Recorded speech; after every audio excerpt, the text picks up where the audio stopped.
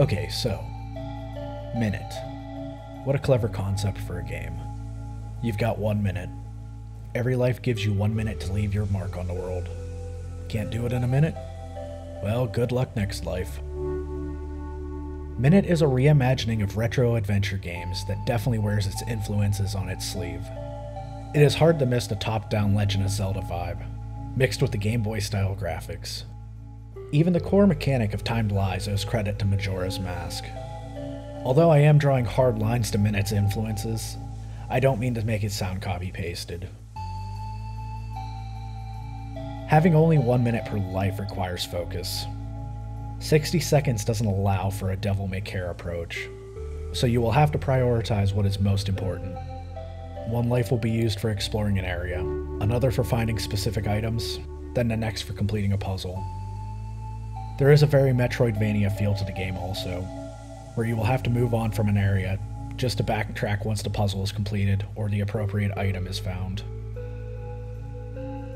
The game is quite short, and it only took me about 2.5 hours of playtime to beat. I only had a 56% completion rating though, so there was plenty of puzzles left to solve for the completionist types. The puzzles had that esoteric quality that old games did, where they would leave you on your own to find out what to do next. For me though, this style has never been my forte. I can't solve a problem without knowing it exists in the first place.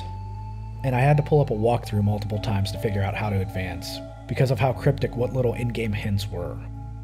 I'm not adverse to looking up stuck moments, but Minit harkens back to when you just bought the official Brady guide with the game because of the lack of in-game information.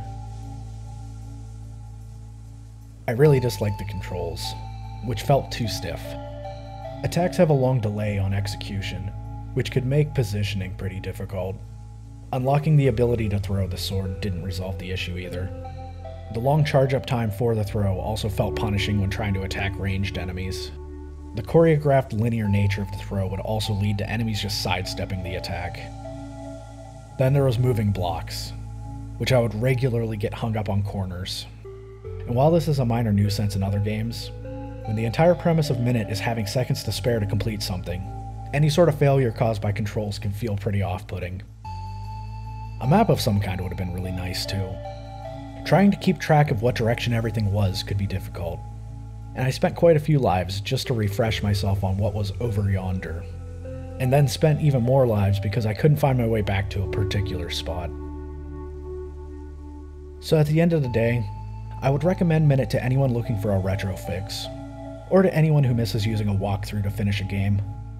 While I can't tell you what the designers were thinking, Minit felt like it was built for speedrunning, where once you know something, each playthrough would get easier. I mean, I've spent more time on far worse games than Minit even takes to beat. So there really isn't much risk to trying it out for yourself if you find it interesting. Actually, I'm glad I did. Thanks for watching.